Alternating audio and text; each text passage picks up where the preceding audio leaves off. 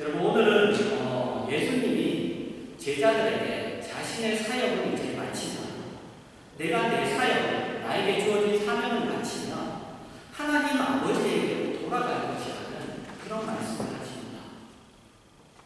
그런데 제자들은 예수님이 앞으로 어떤 일이 일어날지, 자신이 무슨 일을 할지를 조금씩 이야기할 때마다 제자들은 점점 근심하게 되죠. 그런 모습을 봅니다. 예수님이 자신이 무슨 일을 할지, 어떤 일을 할지를, 앞으로 어떤 계획인지를 얘기할 때마다 제자들은 점점 근심하죠. 그런 제자들에게 예수님은 보혜사, 그러니까 성령님이 오실 것을 약속하십니다. 그러시면서 그 성령님이 오시는 것이 제자들에게, 너희들에게 유익이라고 그렇게 말씀하시죠. 그래서 여러분, 신앙생활을 우리가 하는 일에 있어서 예수 그리스도의 사역을 이해하는 것은 굉장히 중요합니다. 그죠? 예수 그리스도께서 어떤 일을 하셨고, 어떻게 행하셨고, 무슨 말씀을 하셨고, 굉장히 중요하죠. 그런데 그것만큼이나 우리에게 중요한 것이 있다면 성령님의 사역을 이해하는 것입니다. 성령님이 무슨 일을 하시는가 하는 것을 이해하는 것이 중요하죠. 성령님의 사역이 우리의 신앙과 어떤 관계가 있는지 그것을 아는 것이 굉장히 중요합니다. 그래서 우리는 예수님이 성령님의 오심에 대하여 어떻게 설명하시는지를 주의 깊게 봐야 하죠. 그렇지 않으면 우리는 성령님의 오심에 대하여 크게 오해할 수 있습니다. 마치 예수님이 오셨을 때 사람들이 그분의 오심과 그분의 사역을 오해하는 것과 같이 말입니다.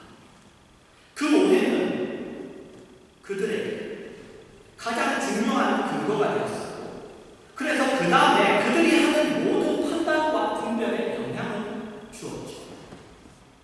그리고 우리가 잘 아는 대로 그들은 결국 틀린 결과를 가지게 되었습니다.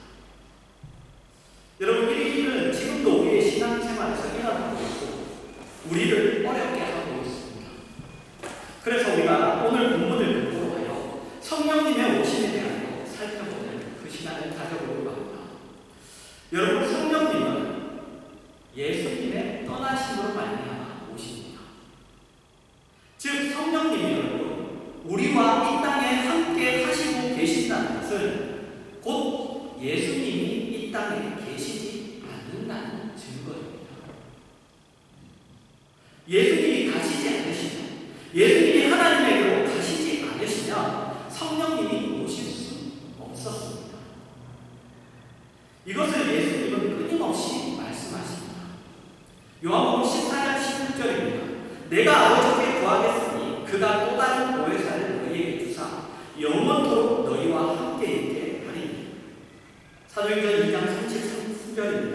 하나님이 오른손으로 예수를 높이시네 그가 약속하신 성령을 아버지께 받아서 너희가 보고 듣는 이것을 부어 주셨느니라. 하나님이 예수님을 높이시고 예수님이 성령님을 아버지로부터 받아서 부어 주십니다. 하나님이 아버지께로 돌아가시고 그리고 나서 아버지께 예수님이 구하셔서 그 성령님이 우리에게 오시는 겁니다. 이 땅에 오십니다. 예수님이 이 세상에서 떠나가셔서 하나님과 함께 하시고 그곳으로부터 성령님을 보내십니다. 그래서 성령님이 지금 우리와 함께 하신다는 것은 예수 그리스도가 이 땅에 계시지 않는다는 그것을 증명합니다.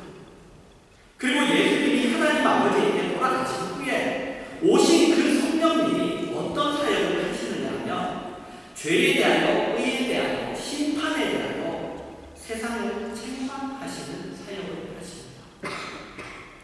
여기서 책망하신다는 말씀을 우리는 잘 이해해야 합니다. 사실 성령님이 이 세상에 오신 목적은 세상을 향한 책망은 아닙니다. 세상을 책망하기 위해 이 세상에 오신 것은 아니시죠. 그러나 그분의 오심은 세상을 책망하는 효과를 낳습니다. 마치 여러분 이것과 같습니다. 마태복음 10장 34절입니다. 내가 세상에 화평을 주러 온 줄로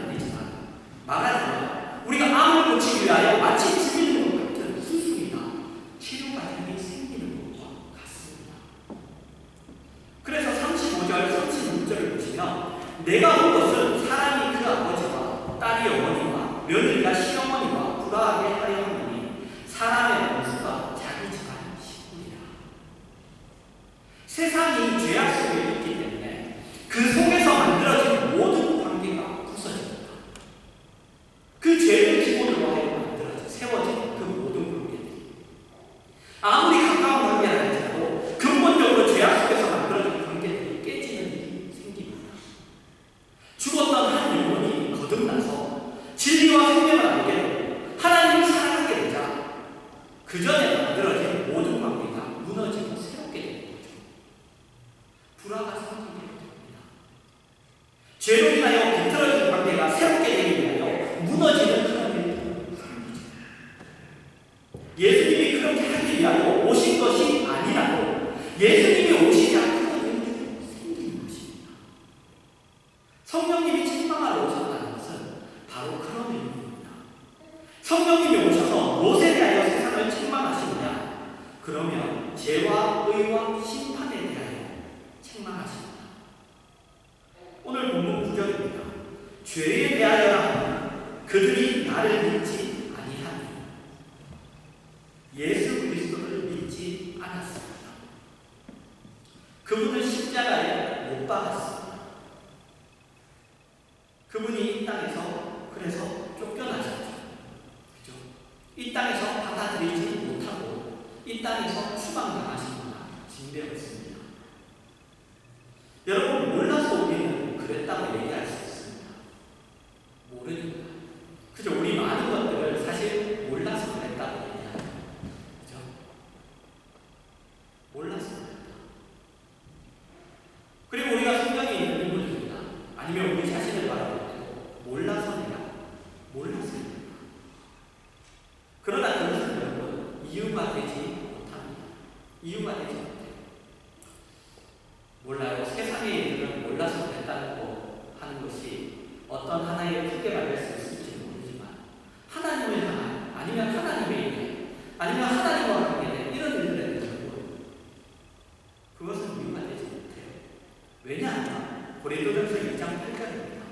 이 시에는 이 세대의 통치자들이 한 사람도 알지 못하였나니 만일 알았더라면 영광의 주를 십자가에 못 박지 아니하였으리라. 한 사람도 알지 못했네. 왜 몰랐죠? 왜 몰랐죠? 죄 때문이죠. 죄로 인하여죠. 죄로 인하여 하나님을 묻는 문제에 대하여 여러분 호감을 가지지 않습니다. 그래서 우리가 하나님께 대하여 몰랐다고 하는 그것은 여러분 사실은 죄의 어떠한 잔재예요. 몰랐다는 것이 핑계가 될 수가 없습니다. 여러분, 이것은 예수님을 십자가에 못 박아 죽이려고 할 때 그때 분명하게 나타납니다. 마가복음 27장 15절에서 17절입니다. 명절이 되면 총독이 무리의 청원대로 죄수한 사람을 모아주는 전례가 있더니 그때에 바라바라 하는 유명한 죄수가 있는데 그들이 모였을 때 빌라도가 물어이르되 너희는 내가 누구를 너희에게 모아주기를 원하느냐? 바라바냐? 그리스도라 하는 예수냐? 하니 20절에서 25절입니다.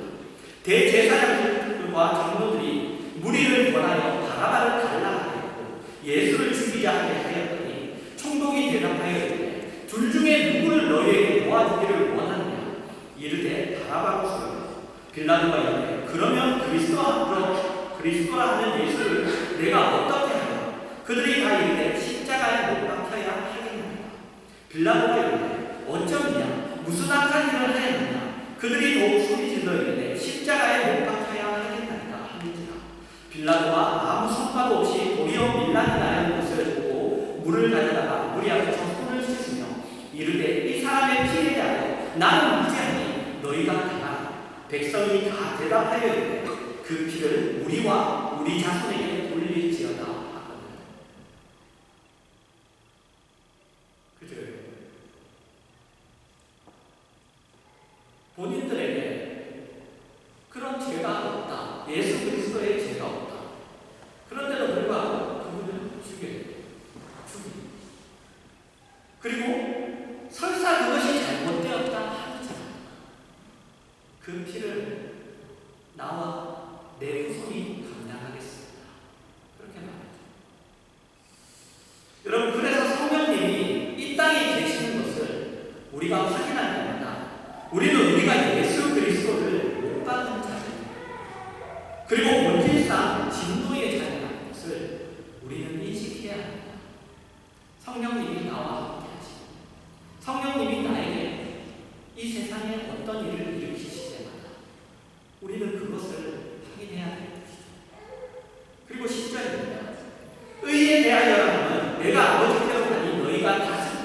나를 보지 못하니. 여러분, 유대인들이 예수 그리스도를 십자가에 못 박을 때 그 죄목이 뭐였죠? 예수 그리스도를 십자가에 못 박은 죄목이 뭐였죠? 신성모독죄입니다. 예수님이 하나님과 나는 같다라고 얘기했죠. 나는 하나님의 아들이다 라고 얘기했죠. 그건 뭐냐? 하나님과 나는 동일하다. 그래서 그들이 예수님을 못 박을 때 그 제목은 신성모독이었습니다. 말하자면 하나님을 위해서 그들이 예수님을 십자가에 못 박은 것이죠. 하나님을 위해서 한다고 하는 일이 예수님을 십자가에 못 박은 것입니다. 이는 여러분, 우리가 지난 시간에도 말씀 한번 나왔지만 사도 바울이 그랬죠. 하나님을 위하여 한다고 하는 일이 스데반을 죽이는 일이죠. 그런데 그러자 여러분, 어떤 일이 일어나냐면 예수님이 하나님 아버지에게로 가셨습니다. 그들이 예수 그리스도를 죽이자 예수 그리스도가 하나님 아버지에게로 가셨습니다. 그리고 하나님 아버지에게서 성령을 구하여 이 땅에 보내십니다. 여러분, 이게 무슨 뜻이죠? 여러분, 우리가 가지고 있는 일반적인 종교신과 기독교 진리와 그렇게나 다르다는 것입니다. 하나님을 위하여 내가 한다고 했는데 그 일이 예수를 죽이는 일이에요. 예수를 죽였던 일이 예수가 아버지께로 돌아가서 성령님을 보내게 되는 일입니다. 여러분, 우리가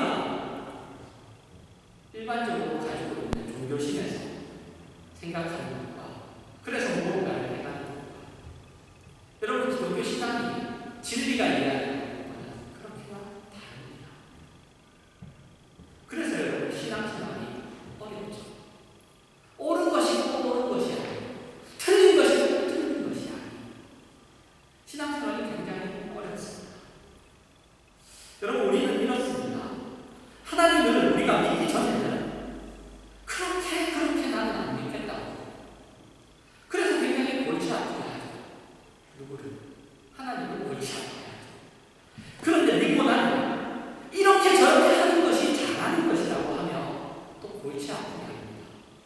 여러분, 교회에서 일어나는 여러 가지 충돌들, 혹은 여러 가지 어떤 싸움들 보면 여러분, 그것이 여러분 다 하나님을 위해서 하는 싸움이라는 걸 발견하게 됩니다. 하나님을 위해서 한다. 다들 그렇죠. 거기서 나는 하나님을 위해서 하지 않는다고 싸우는 사람은 없어요. 그렇게 하나님을 골치 아프게 하죠.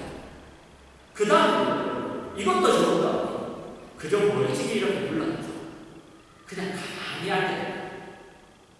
이제 그러면서 하나님을 골치 아프게 하죠.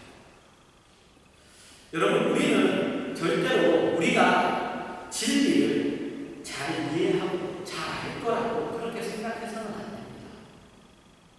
그래서 성령님이 이 땅에 계신다는 것을 우리가 확인해야 됩니다. 우리는 우리가 기독교에 대하여, 진리에 대하여, 하나님에 대하여 얼마나 무감각하며 그리고 무지한 자, 알지 못하는 자인가를 우리가 인식해야 합니다. 그것을 확인해야 합니다. 그리고 11절입니다. 심판에 대하여 하는 이 세상 임금이 심판을 받았습니다. 여러분, 앞에서 우리가 오늘 본 말씀, 사도행전, 우리가 또 암송할 말씀인데 사도행전 2장 33절에서 세상이 죄인이라고 해서 십자가에 못 박은 예수님을 심판자이시며 온천하 만물의 주인이시며 주권자이신 하나님이 오른손으로 높이 드셨다. 그리고 그 예수님이 하나님 아버지에게 구하여 성령님을 보내십니다. 세상이 여러분 심판한, 세상이 죄인입니다 선포하고 죽인 예수 그리스도를 하나님이 높이 들으셨대요. 그러면 뭐예요?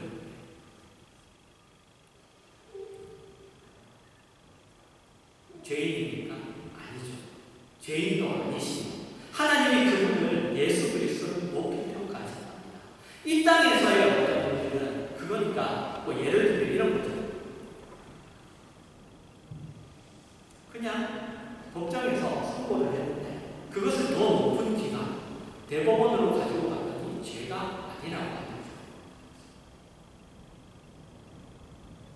여러분, 그렇다면은 이 세상은 여러분 이미 심판을 받았습니다. 왜? 아닌 사람을 죽였기 때문에. 이미 심판을 받았습니다.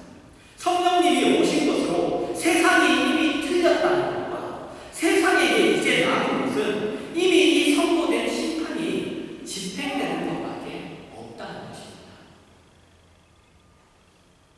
그래서 우리가 살고 있는 이 시간, 여러분들이 우리가 살아가고 있는 이 시간은 뭐냐? 이미 선고된 심판이 집행되기 전까지의 시간입니다. 이미 심판은 선고됐어요. 근데 아직 집행이 안 됐죠. 이제 곧 집행이 될 겁니다. 여러분, 이것을 아는 것은 굉장히 중요합니다. 왜냐하면 우리는 세상이 틀렸고 심판을 선고받았고 그 집행이 이루어질 것이라는 것을 우리가 어떻게 요구하느냐 하면 자꾸만 삶의 이해관계라는 그런 차원에서 요구하기 때문에. 무슨 말이냐? 세상이 틀렸고 하나님이 의로우시고 죄를 심판하실 분이라면 내가 열심히 신앙생활을 할 테니 학교에 붙여주십시오. 내가 매일 새벽 기도를 할 테니 취직하게 해주십시오. 내가 왜 매주일 빠지지 않을 테니 내 자녀들이 잘 되게 해주십시오. 이런 식으로 자꾸만 증명해달라고 요구한다는 거예요. 그리고 그러다 신앙생활을 다 놓칩니다. 신앙생활을 다 놓쳐요. 세상이 이미 심판받았고 그 집행이 이루어질 것이라는 그 기초 위에 이제 신앙을 쌓아야 합니다. 그것을 기초로 해서 이 세상을 이미 심판을 받아. 그리고 이 세상으로 그 심판이 집행될 거라면 그 기초 위에 이제 신앙을 쌓아야 합니다. 근데 그걸 다 놓치죠. 그것을 하지 않고 계속해서 기초만 확인합니다. 이 기초만 정말 확인합니다. 세상이 심판받을까요? 세상이 심판받지 않을까요? 그 기초만 계속 확인합니다. 그것도 자기 이해관계가 걸릴 때는 그 기초를 꺼내놓죠. 하나님에게 항복하려는 것이 아니라 내 이익만 구하려는 자세죠. 아주 나쁜 신앙의 태도입니다. 여러분, 세상은 심판을 당했어요. 이제 집행이 아직 일어나지 않고 있을 뿐입니다. 심판을 선고받았습니다. 하나님이 예수 그리스도를 높이셨기 때문에 성령님이 와 계신 거예요. 예수님이 오르셨습니다. 진리이고 생명입니다. 이것을 기초로 해서 우리의 남은 생애 동안 이제 그것을 기초로 하여 쌓아야 하는 것이 있어요. 그런데 기초가 그렇게 있지 않고 그 기초를 내가 어떻게 가지고 있느냐? 내가 하고 싶은 일을, 내가 가지고 싶은 것을 하나님에게 받아내는 어떤 하나의 흥정거리로 내가 가지고 있는 거예요. 그 기초를 가지고 내 욕심을 위해 하나님과 흥정하는 거죠.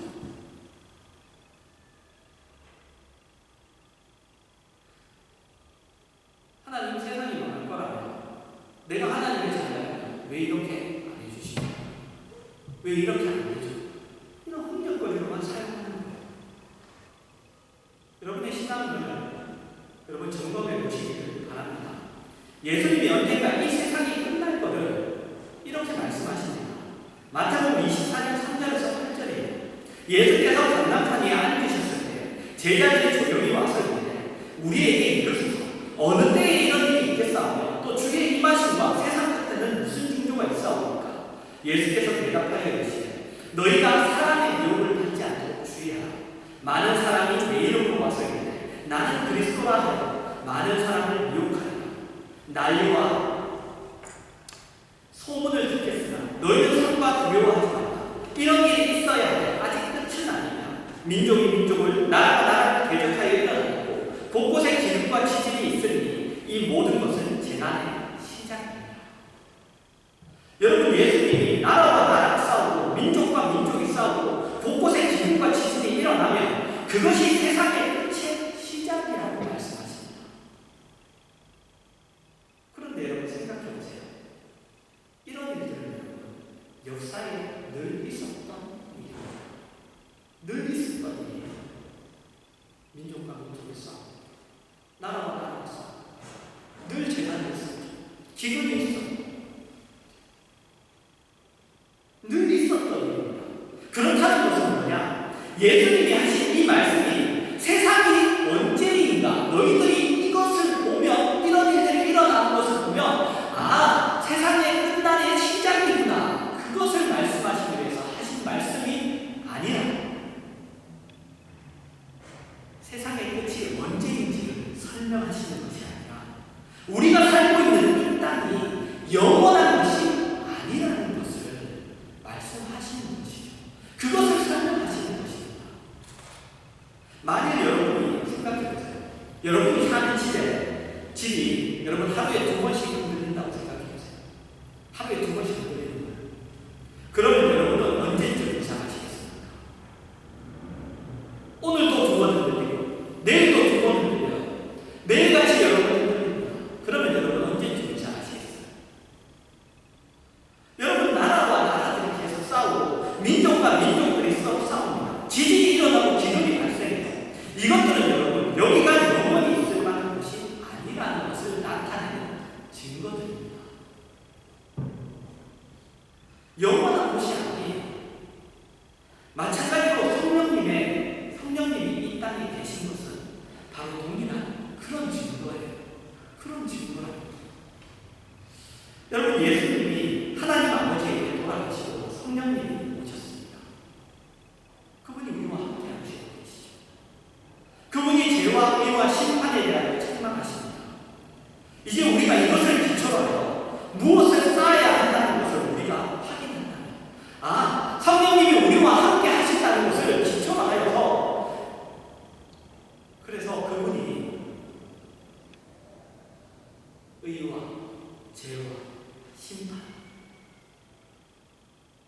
이것을 책망하신다는 것을 기초로 하여서 우리가 그 위에다가 이제는 그걸 확인하는 작업이 아니라 그것을 가지고 기초로 하여서 그 위에 이제 쌓아야 한다는 것을 확인한다면 우리는 내 욕심을 위하여 하나님과 흥정을 할 것이 아니라 이제 쌓기 위해서, 그래서 쌓기 위해서 어떻게 살 것인가를 구하는 기도가 나올 수밖에 없는 거죠.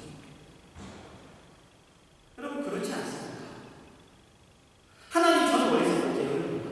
가르쳐 주시고 인도해 주소서. 주님 힘을 주세요. 은혜를 베풀어 주세요. 이런 기도가 당연히 나올 수밖에 없는 거 아닙니까? 하나님에게 순종하며 충성하는 그 인생을 살기 위한 기도가 비로소 나오며, 그리고 하나님에게 물어봐야 하는 것이 무궁무진해질 거예요. 그런데 그렇게 살지 않으려 합니다. 그렇게 살지 않으려 하니까 여러분 하나님 앞에 맨날 흥정하러 들어가죠. 이 기초들을 가지고 하나님 이렇게 하신다고 하셨습니다.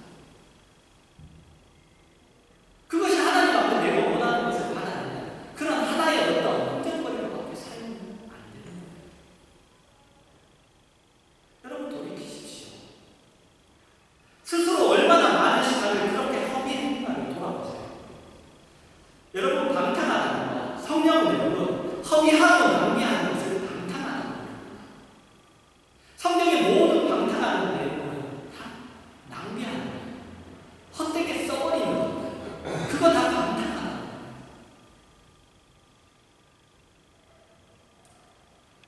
여러분 돌이키셔서 그렇게 많은 시간들을 이제는 돌이키시고 이제 이 하나님의 자유와 이 은혜의 시간에 하나님 앞에 사랑 가운데로 부름받는 이 길을 감사와 그리고 찬양과 그리고 자랑으로 여러분 걸어가겠다고 하는 그런 결심이 여러분에게 있는 그러한 여러분들의 인생이 또 그러한 여러분의 신앙이 되기를 주님의 이름으로 축원합니다.